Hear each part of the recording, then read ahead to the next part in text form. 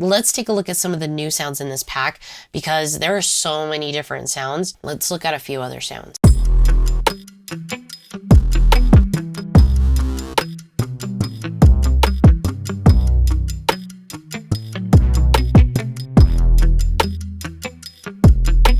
And this one is probably the most obvious. I hope so. I hope you guys are doing this already. But basically, layering different types of bass sound. We see this especially in like electronic music, and it seems more logical in electronic music for some reason. In electronic music, you're used to hearing a very low sub bass and then a more like higher normal bass sound.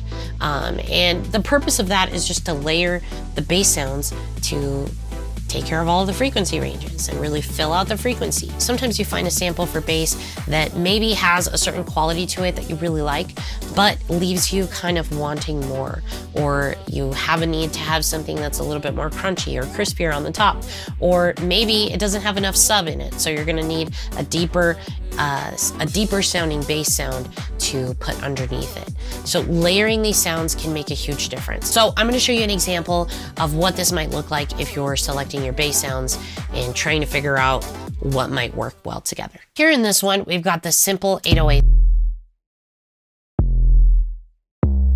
So what I've done is I've actually pulled up a new sound bank. It's from Slate Digital and a part of their Anna 2 Ultra bundle, and it's included in their All Access Pass, where basically for a low monthly price, you get over 75 pro plugins, including Anna 2, and they add new plugins and sound banks all the time. If you haven't heard of them, check them out. I'm going to put a link to their website in the description. They're actually releasing Ultra Monolith, which is basically a bunch of hefty bass synths that are just awesome and modern and totally suitable for today's productions. So I'm checking out some of their sounds, and this is where it becomes really critical. You want to make sure that you're picking sounds that have different qualities. So I'm going to show you the one I picked here, but then I'll also show you some of the other sounds here and how you might want to use them to layer them on top of whatever production you're using. So here I've got the sound up for Bear Slayer, and this is what it sounds like by itself.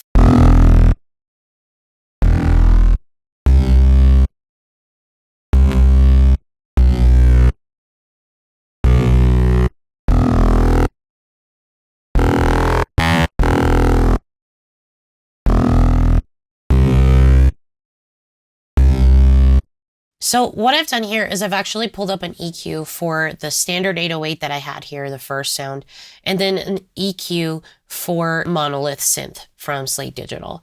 So just take a look at the frequencies here and see what's happening. This is basically just analyzing what frequencies are coming through on these sounds. And this can kind of help you get a perspective if you're not just using your ears to say, ooh, is this going to work?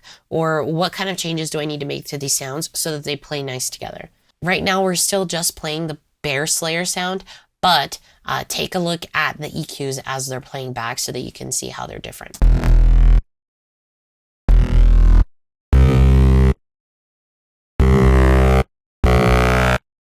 So you'll see that we have way more information happening up here in the 2K range. When we look at the standard 808 sample, we don't have any information happening past 2K.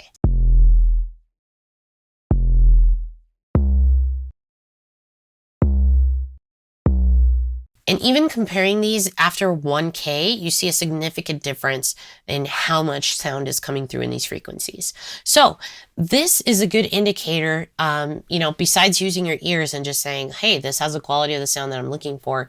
This helps you to get an idea of where in the frequencies the sounds that you're looking for are. So if I were just looking at this one 808, I'd say, hey, I'm going to be looking for a sound that I can use to fill up more frequency range up here and get more of that quality of sound.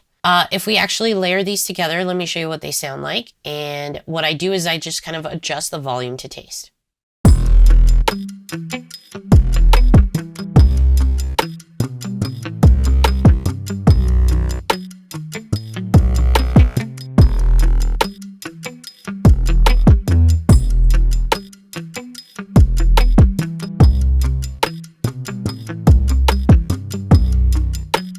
So in this case, I've toned it out quite a bit, and you might say, hey, it's so tucked in there. Can you even notice that that sound is there?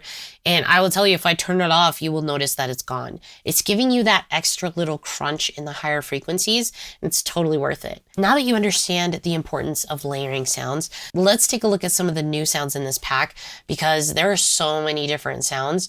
You can kind of get an idea of how using various bass sounds that are completely different and putting them together can be very complementary.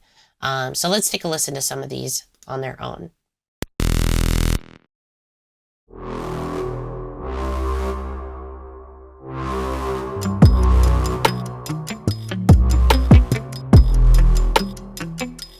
That one's really cool. It's very atmospheric. I really like that one. Totally a different vibe. Literally, we're playing the same exact bass line, but adding a sound that just sits differently in the frequency range can really make a difference in giving your bass a little bit more strength and presence within the mix. Let's look at a few other sounds.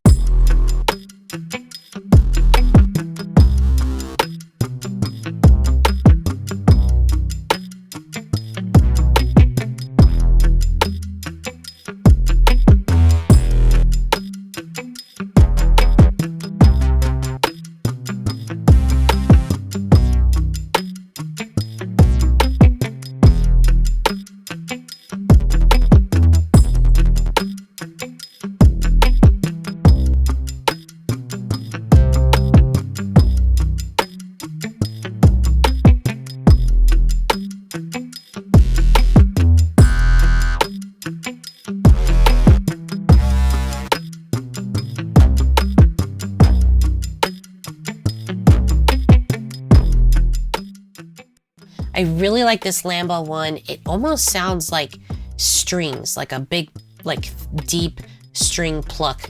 And it's a really good accent to this. And here's the thing, you can layer different ones during different parts of the song. So some of these combinations might be really helpful in the verse, and some of them might be really helpful in the chorus or in the bridge. Explore different sounds, layer them together. Don't just stick to one 808 or one bass sound, because sometimes you could be missing out on a lot more potential for your bass to have a better presence in your production, and also for your production to feel more complete.